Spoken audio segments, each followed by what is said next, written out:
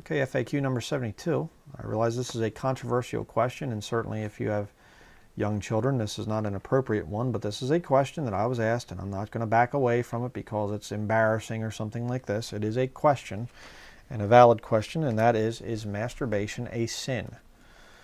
Okay. Now you're going to be most people are going to turn you to Genesis chapter 38.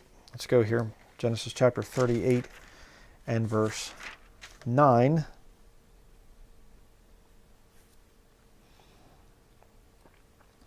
Okay, well actually we'll start at verse 8. And Judah said unto Onan, Go in unto thy brother's wife, and marry her, and raise up seed to thy brother. And Onan knew that the seed should not be his, and it came to pass when he went in unto his brother's wife, that he spilled it on the ground, lest that he should give seed to his brother. And the thing which he did displeased the Lord, wherefore he slew him also. So I've heard this thing, preachers will say, well, that's masturbation. That's self-pleasuring and things like that. No, it's not.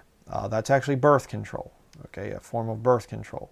He obviously was physically with this brother's wife there. Where does it say her name is? Shua, daughter of a certain Canaanite whose name was Shua, okay?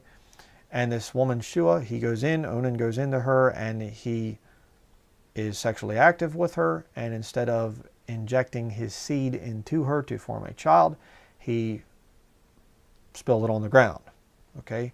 And the thing displeases the Lord because there's in the Old Testament, if a brother dies and he's got a wife, well, she's depending upon him, having offspring so that her name there and things and her wealth and everything can be preserved.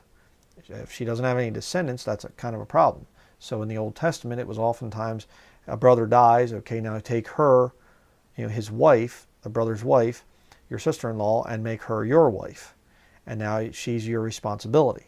It's kind of a way of taking care of your family members and things like that. Okay, and now, I don't believe in that for today. That's not, this has passed away. But the point is, it's not that he goes in there and he's masturbating or something and spills it on the ground. That's not what's going on there. This was, so to use that to try and condemn masturbation, it doesn't work. Okay, go in your New Testament to 1 Corinthians chapter 7.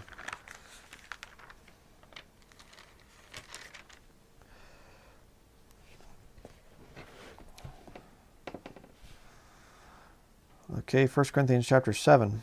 Now concerning the things whereof ye wrote unto me, it is good for a man not to touch a woman. Nevertheless, to avoid fornication, let every man have his own wife, and let every woman have her own husband. Okay, now again, I've heard people try to say that masturbation falls under the realm of fornication. No, it doesn't. Fornication is flesh joining flesh, outside of the bounds of marriage. Again, it's not the same thing as fornication. But it's very clear here. Let's continue. Verse 8, 1 Corinthians chapter 7, verse 8. I say therefore to the unmarried and widows, it is good for them if they abide even as I. But if they cannot contain, let them marry, for it is better to marry than to burn. So there's no thing in there saying, Paul's saying, okay, if you're single and you're burning, well then just pleasure yourself, and that way that gets rid of the burning. Because ironically, it doesn't. Okay, if you are a single person and you are burning with lust, and you take your way out of that thing is through masturbation, it's not going to take care of it. It might temporarily, but it's just going to get worse and worse. And let me show you the problem with that. Turning your Bible to James. James chapter 1.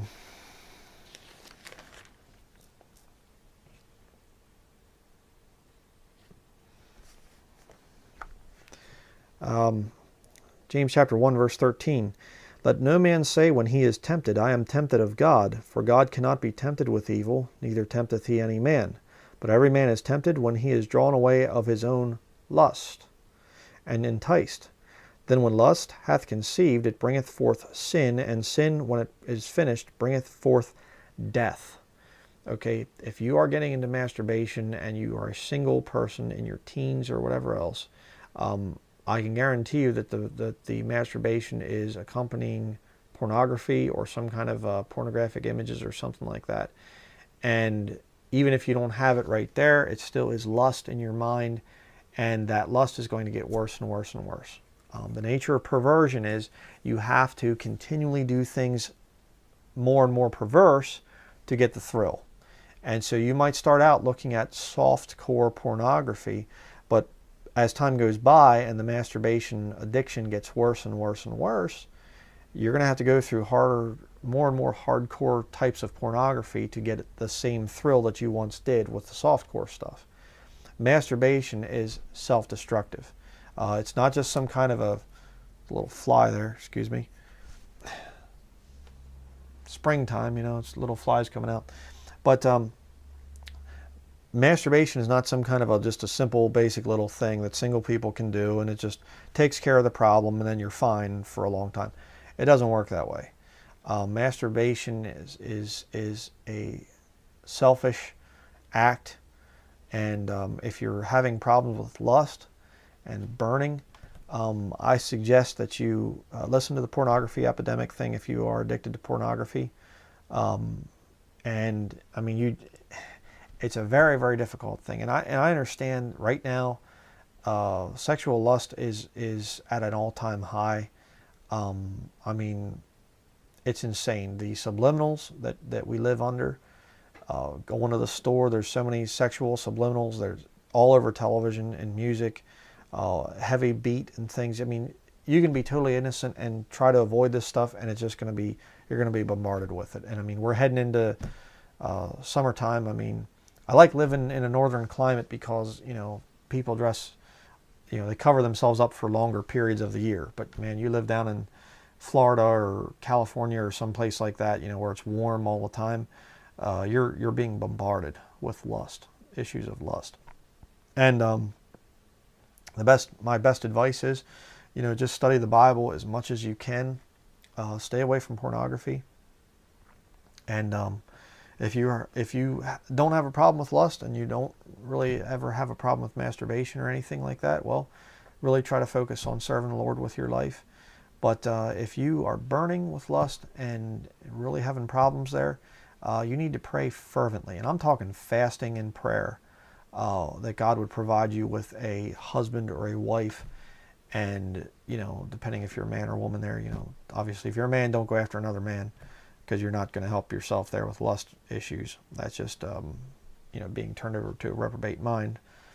And it's funny because they actually burn in their lust. Talks about there in Romans chapter 1.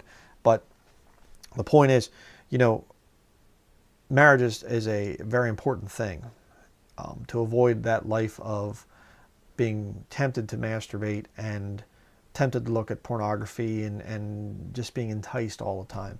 If you're just walking around just like an inferno of lust, just everywhere you go and it's being triggered and everything else, you need to really take some time to find that right person to get married, and make sure that they're saved, or if they're lost, lead them to the Lord. Make sure that they're truly saved. Read the Bible with them and stuff. If you see that there's definite fruits here that this person got saved, then get married according to the will of the Lord there. But that's very important. And when you get married and you have a proper relationship, let me look up one other verse. I'm trying to think of where this one's at.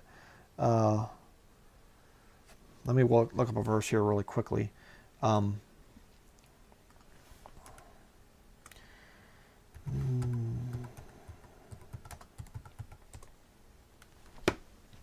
Okay. All right, got it. Hebrews chapter 13, verse 4. Marriage is honorable in all, and the bed undefiled, but whoremongers and adulterers God will judge. Okay, God will judge you if you have these sex problems and things like that, and if you're a porn addict and masturbating and all that stuff, you're under God's judgment. Okay, it's a bad place to be. But the fact of the matter is, when you get married, having a normal sexual relationship with your wife is totally fine and is far better than anything that you're ever going to experience in masturbation, because you're bringing pleasure to somebody else while bringing pleasure to yourself. It's not just this selfish thing of pleasuring yourself, and being triggered by lust. So is masturbation a sin? Absolutely. Yes, it is. You're not going to be able to have a real good relationship with the Lord if you have a problem with masturbation. You need to, get that thing under control and get married.